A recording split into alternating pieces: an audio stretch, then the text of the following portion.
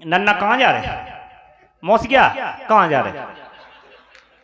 अरे यार, अच्छा गुटखा थूकन जा रहे, ठीक है। देखो, आनंद आया कि नहीं? आदमी में दम है कि नहीं? इतनी तालीम है, इनके न पल हैं, हम और इनकी तो बिलात भीड़ है। थोड़ा जोरदार तालियां बजाते हैं आप। बहुत शानदार प्रस्तुति। हमारे चाचा जी विद्यमान हैं, आदरणीय शिव कुमार मिश्रा जी को पुनः प्रणाम करता हूं। ये ऐसे श्रोता हैं डॉक्टर साहब, आदरणीय तहसीलदार साहब, की अगर आपका शाम 7 बजे से कार्यक्रम आरंभ हुआ तो सुबह के 5 बजे तक आप बैठे रहते हैं। लगभग 20 कवि सम्मेलन आपने सुने हैं, लेकिन इतना जानदार कवि ना आपने सुना होगा। बहुत बेहतरीन, मतलब लालटेन फुकफुकात है, बुझबुझात है, भपकत है, कल्ला खराब है, मतलब अद्भुत। क्या सोचा है ये हमारे आपके दैनिक जीवन की घटना है। अब हम दिशा को बदलें और अब थोड़ा सा गीतों की तरफ ले जाएं।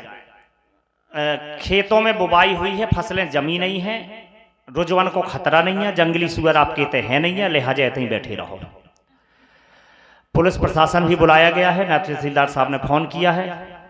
हाँ, हल्का प्रभारी जी आने वाले हैं। जितने श्रोता यहां से बीच में चले गए, समझ लो सब आपने पढ़ लेना, इसीलिए अपने बढ़िया बैठे रहो आनंद से। अब हम अपने एक शानदार कवि को बुलाएं।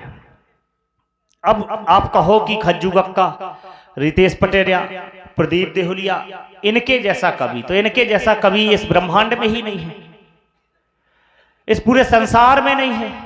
भगवान ने बिल्कुल ये समझो अपनी ड्यूटी से छुट्टी लेकर इनको बनाया है।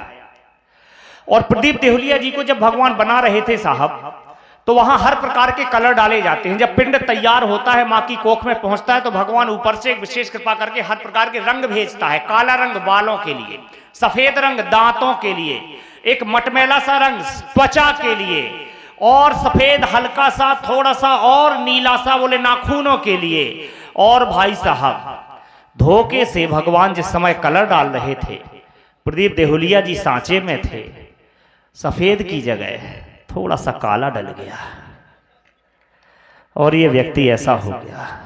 हमें इस तक पहुंचना है। एक बड़े गौरव की बात है कि आपके अपने क्षेत्र का चरखारी यहां से 10-12 किलोमीटर होगी, और चरखारी से एक नाम हुआ करता था साहब, उजबक चरखारवी साहब, जो विदेशों तक उन्होंने कविता पढ़ी है, आपके चरखारी के नाम को, आपके क्षेत्र के नाम को पहुंचाया। और आज पूरे देश में एकमात्र कवि है प्रदीप देहुलिया, जो पूरे देश में आपके क्षेत्र का नाम पहुंचा रहा है।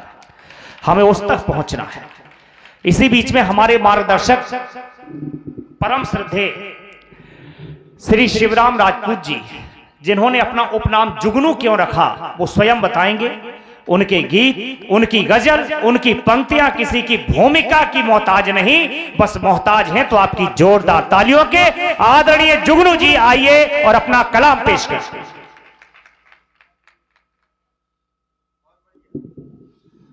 हाँ, सर्वप्रथम मैं मां शारदे को नमन करते हुए प्रबुद्ध मंच को नमन करता हूं, और हमारे जो अतिथिगण पधारे हैं मैं उनको विशेष नमन करता हूं।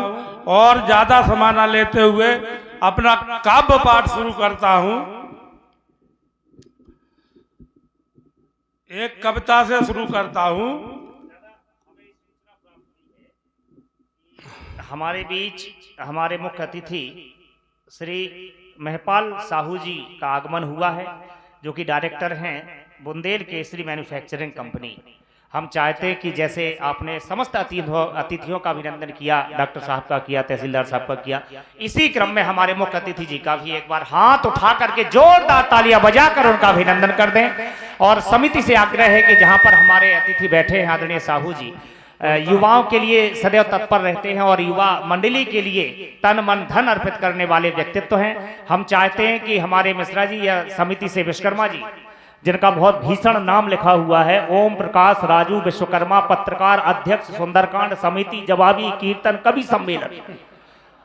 भाई साहब गिनिए, 11 शब्द हैं और ऊपर की पंक्ति में कवि देख लीजिए 11 है। मतलब एक व्यक्ति में सारे कवि समा जाएं, इतना बड़ा व्यक्तित्व विश्वकर्मा जी से आग्रह है कि भारी भरकम माला लेकर के अपने मुख्य अतिथि जी का अभिनंदन उसी जगह पर हो और हम आदरणीय जुगनू जी को सुने।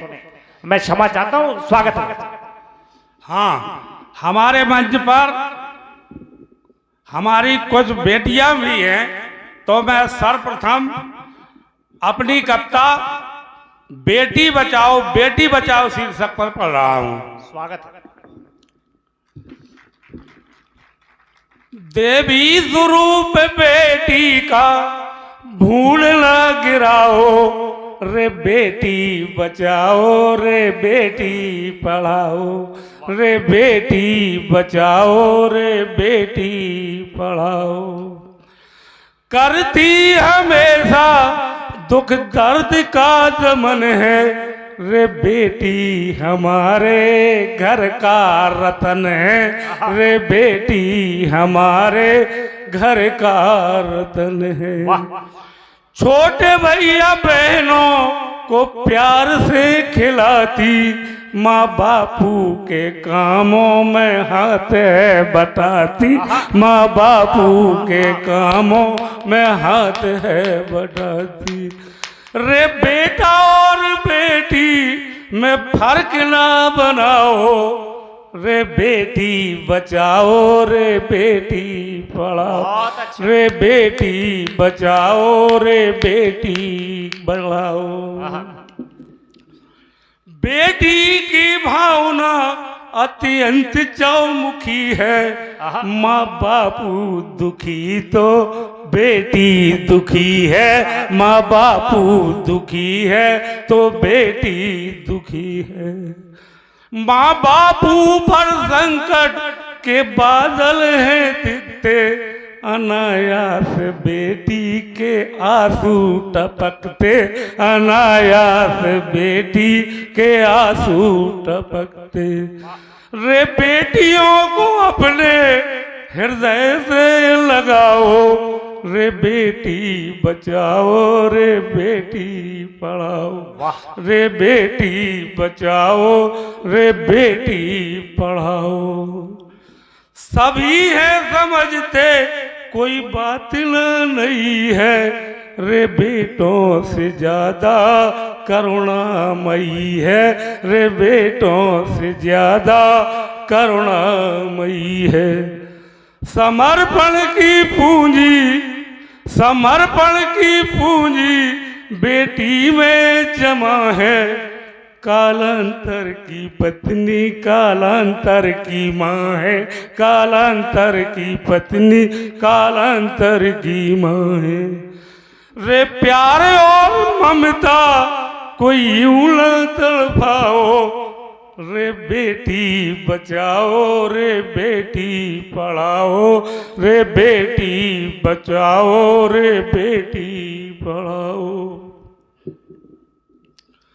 तुम ही बोलो बेटी क्या बेटों से कम है, अंतरिक्ष में उसके पहुंच गए कदम है, अंतरिक्ष में उसके पहुंच गए कदम है। राजनीति में इंदिरा सी हो गई बलदानी, रे जौहर दिखा गई है झांसी की रानी, रे जौहर दिखा गई है झांसी की रानी। शिवराम सिंह बेटियों को ऊंचे उठाओ, रे बेटी बचाओ, रे बेटी पढ़ाओ, रे बेटी बचाओ, रे बेटी पढ़ाओ। बहुत अच्छा। इसी क्रम में मैं एक समसामयिक कविता,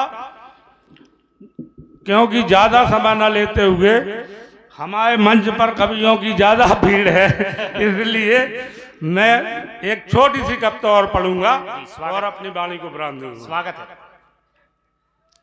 अब धर्म रो रहा है, अब धर्म रो रहा है, न्याय दुत्कारत है, और विश्वास नहीं होता कि ये दुष्टर का भारत। अब धर्म रो रहा है, न्याय दुत्कारत है, विश्वास नहीं होता कि दुष्टर का भारत है।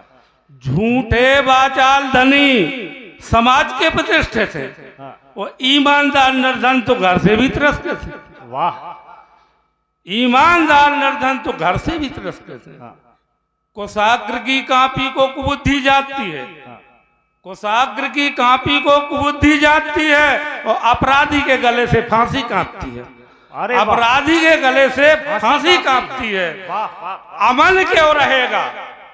अमन क्यों रहेगा जब हर शब्द भड़काऊ है? और कहां तक जाएगा न्याय की चौखट तक बिकाऊ है। वाह, कहां तक जाएगा न्याय की चौखट तक बिकाऊ है। परमार्थी चोलों में, परमार्थी चोलों में स्वार्थ ही स्वार्थ है और नौकर को झुक करके मालिक जो हारत है, विश्वास नहीं होता कि दुष्टर का भारत है। अब धर्म रो रहा है, न्याय दुत्कारत है, विश्वास नहीं होता कि ये दुष्टर का भारत है। औलाद के कुकर्मों से ममता हाँफती है, औलाद के कुकर्मों से ममता हाँफती है और आज की बहू से हर सांस कांपती है। औलाद के कुकर्मों से ममता हाँफती है, आज की बहू से हर सांस कांपती है। बहू कहती है, वो सास कहती है, जी चाहता है अपने ऊपर हुए जुल्मों का बदला बहू से चुकाऊं, किंतु अंतरात्मा कहती कहीं हथकड़ियां ना पहन जाऊं, किंतु अंतरात्मा कहती है कि कहीं हथकड़ियां ना पहन जाऊं। बहू के कारनामे देखकर मेरे क्रोध की ज्वाला धधकती है और जब उसके तेवर देखती हूं तो पता नहीं चलता हवा कहां कहां से खिसकती है, तो पता नहीं चलता हवा कहां कहां से खिसकती है। पति समेत पड़ोस को, पति समेत पड़ोस को नागन सी फुफकारत है और बहू की एक झाम में भूखी डकारत है और विश्वास नहीं होता कि दुष्टर का भारत है। अब धर्म रो रहा है, न्याय दुत्कारत है, विश्वास नहीं होता कि ये दुष्टर का भारत है। बहुत अच्छा। गैरों से ज्यादा, गैरों से ज्यादा अपनों से सशंकित हैं, गैरों से ज्यादा अपनों से सशंकित है। सामाजिक तो ठीक है, खूनी रिश्ते तक कलंकित हैं। सामाजिक तो ठीक है, खूनी रिश्ते तक कलंकित हैं। दुराचार वेश्यावृत्ति, दुराचार वेश्यावृत्ति घटना बहुत थोड़ी है और वासना के दरंदों ने तनिया नहीं छोड़ी है, वासना के दरंदों ने तनिया नहीं छोड़ी है। बुराई की सब्जी में, बुराई की सब्जी में घमंड का छौंक है। अब मैं एक उपमा दे रहा हूं, आपको अच्छी लगे तो तालियों से मुझे भरपूर समर्थन दें। बुराई की सब्जी में घमंड का छौंक है, सेवा का नहीं नेतृत्व का शौक है। आजकल सेवा का ना होके नेतृत्व का शौक है। बुराई की सब्जी में घमंड का छौंक है, सेवा का नहीं नेतृत्व का शौक है। बरसात के सीजन में, बरसात के सीजन में जितने काले कीड़े मर जाते हैं उतने ही सफेद कुर्ता पहन के नेता बन जाते हैं, उतने ही सफेद कुर्ता पहन के नेता बन जाते हैं। शिवराम सिंह जुगनू को, शिवराम सिंह जुगनू को चंद्रमा निहारत है और बेश्या के आंगन को कुलवंती झारत है और विश्वास नहीं होता कि दुष्ट का विश्वास